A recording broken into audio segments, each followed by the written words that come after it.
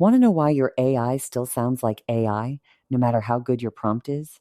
It's not the prompt, it's the fact that you haven't truly trained it with your voice and your business.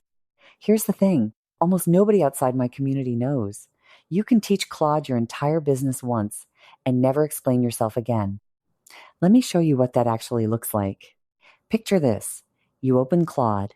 You don't type who you are. You don't paste your offers. You don't explain your customer or beg it to sound like you. You just ask for a piece of content and it comes back in your voice, written for your exact client, aligned to your actual strengths. First try. That's not a fantasy. That's a business operating system.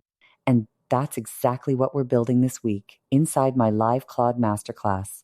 Here's where it gets good. We start with a personalized strengths assessment. So Claude knows your natural strengths. Then your voice DNA, so it sounds like you. Then your ideal client, so it knows who it's talking to and their biggest pain points. But here's the best part.